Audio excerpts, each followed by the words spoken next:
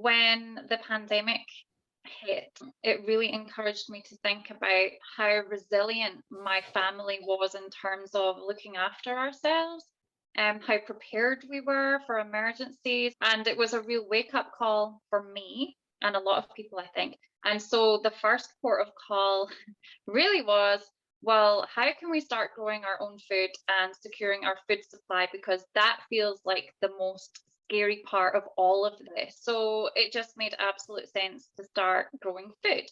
And I knew nothing about growing food. I'd never grown anything before in my whole life.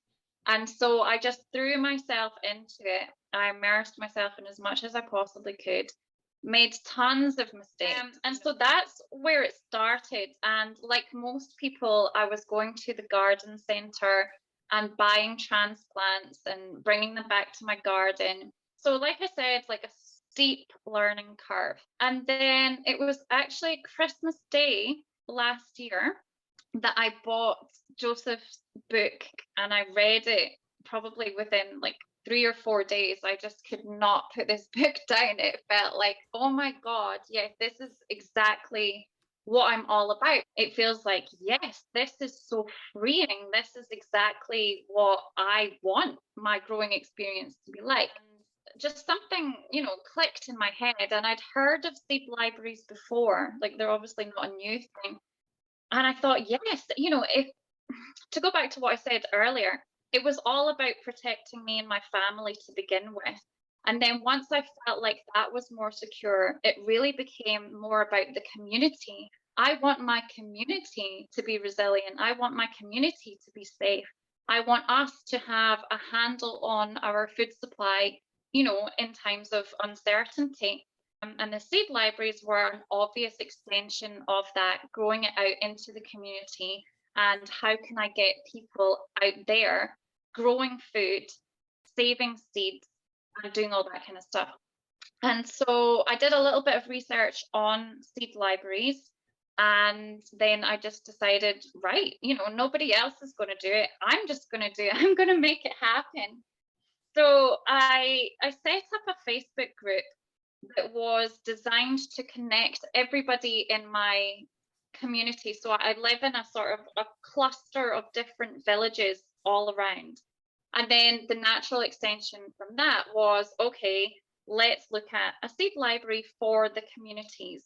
And so I put out the call asking people for seed donations. And yeah, and that was basically the start of this whole journey for me. Sure. So when I put the call out for seed donations from the community, I was very clear that we were looking for not only seeds that people had saved themselves, but seeds that, when you buy a packet of seeds, you don't use the whole packet of seeds. So loads and loads of people that grow food have a multitude of packets of, odds and sods of seeds. So I said, that's fine as well. It's not about, oh, we can only have saved seeds from plants that have been grown in this area in the library. That is, of course, what we're hoping to aim towards. But in the very beginning, I wanted to bring as many people on board as possible.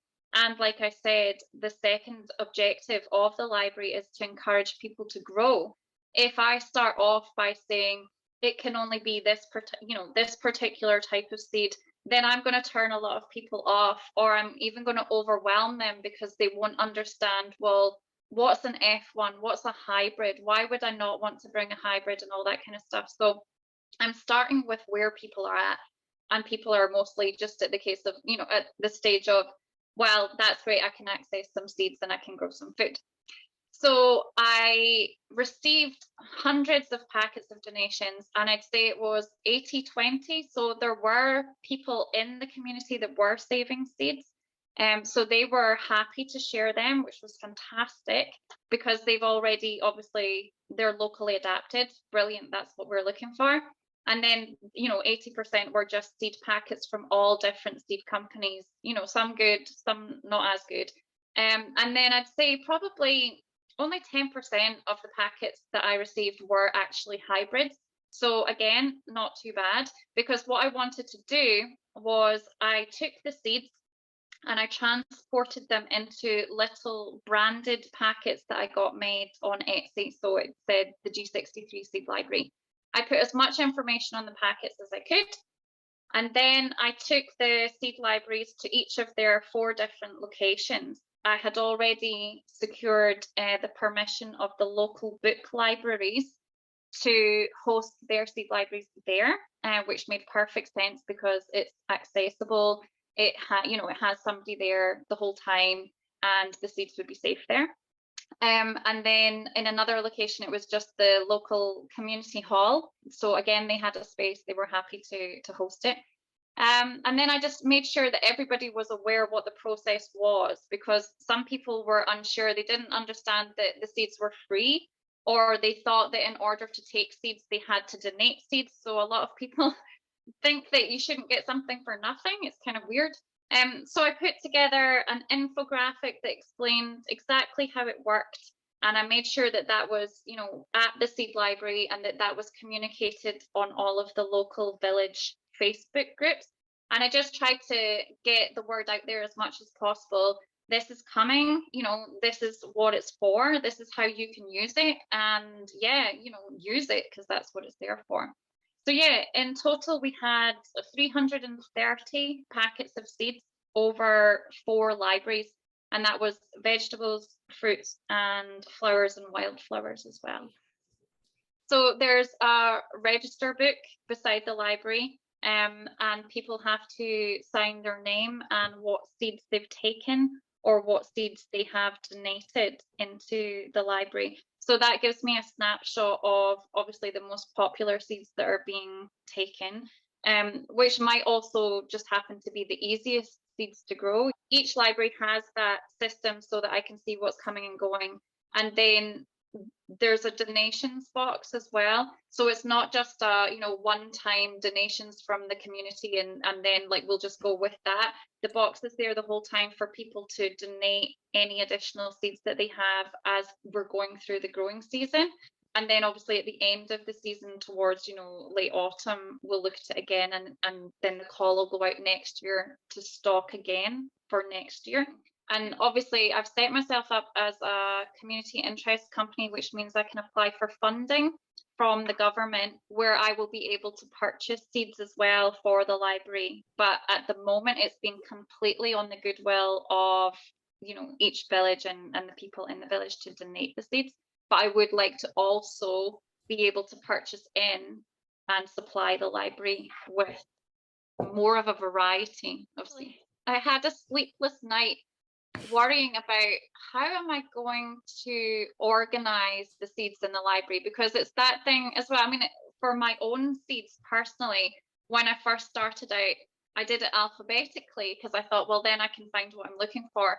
But then I was like, no, I should do it based on the growing month, right? So I'm sowing seeds in February, so February should be at the front. And so I was like, should I do that kind of system?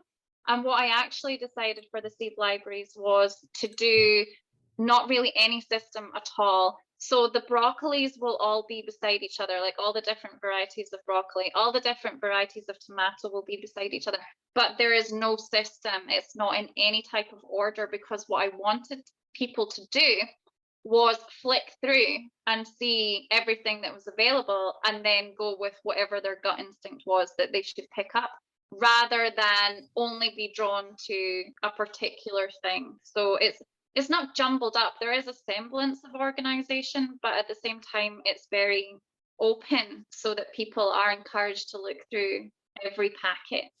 It's been running now for 2 weeks. I read Joseph's book Christmas Day for like a few days, and then I got the idea. So I did a little bit of research online, and then I contacted the libraries to get their permission to host the thing.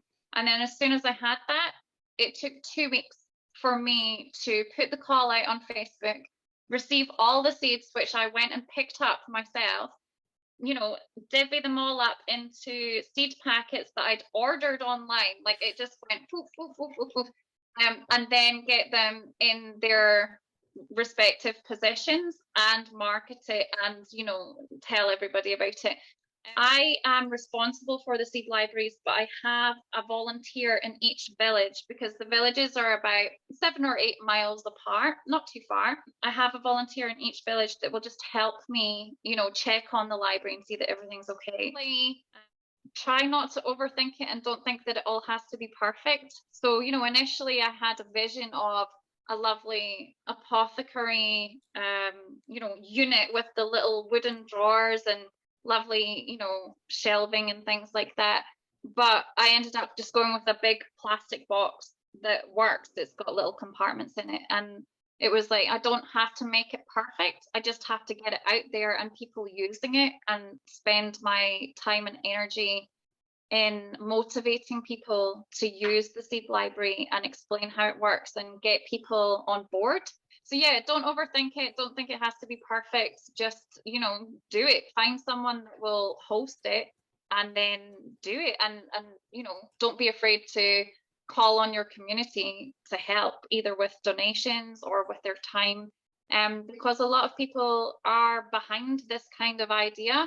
They just need somebody that's motivated enough to do it, to take control, and or not take control, to lead other people into it.